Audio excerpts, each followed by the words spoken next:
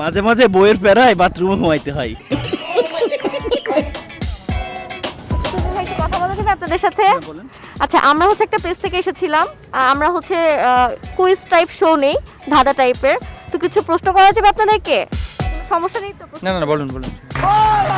কোন জিনিস রাতে আসে কিন্তু আলো দিলে পালিয়ে যায়? অন্ধকার। शाबाश बेटा। কোন জিনিস আমাদের আগে থাকে কিন্তু আমরা তার কাছে পৌঁছতে পারি না? ভবিষ্যৎ। बहुत बढ़िया मुन्ना। কোন জিনিসটা আগে ভেঙে তারপর খেতে হয়? ডিম।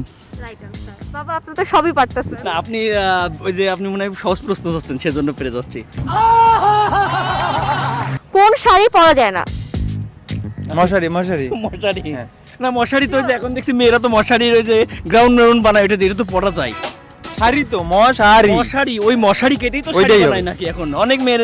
এই মেরিল প্রথম আলোয় খেয়াল করবি মনে হয় 2025-এ অনেকে মনে হয় মশারি কেটে শাড়ি বানিয়েছে। बड़ा हरामी हो बेटा। আচ্ছা, কোন রুমে ঘুমানো যায় না? বাথরুমে ঘুমানো যায় না, এটা তো স্বাভাবিক। মাঝে মাঝে বইয়ের প্যারায় বাথরুমে ঘুমাইতে হয়।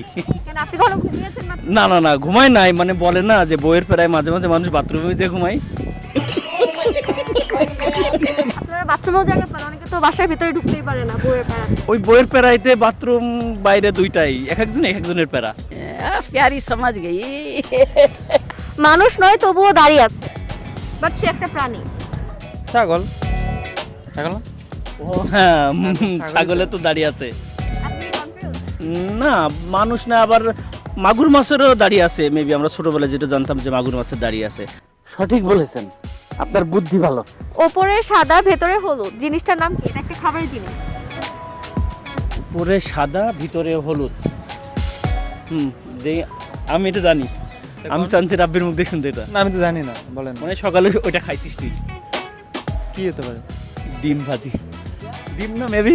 रुको जरा सबर करो। আচ্ছা, ডিম আমি ওটা খেয়াল করি না, এখন তো ডিম ভাজি খাইলে আগে পুরোটা দেখবো ঠিক আছে। ভাজার আগে দেখতে হবে। ভাজার আগেই দেখবো যখন। কখনো ডিম ভেজেছেন আপনারা? হ্যাঁ, আমি তো ডিম ভাজি মানে আমার বউটা তো খাওয়াই ডিম ভাজি করে। ওকেও খাওয়ান? হ্যাঁ হ্যাঁ, আমি খাই, আমার বউকেও ডিম ভাজি করে খাওয়াই। আপনি তো সেলসেলায় বেচতে যাইবেন।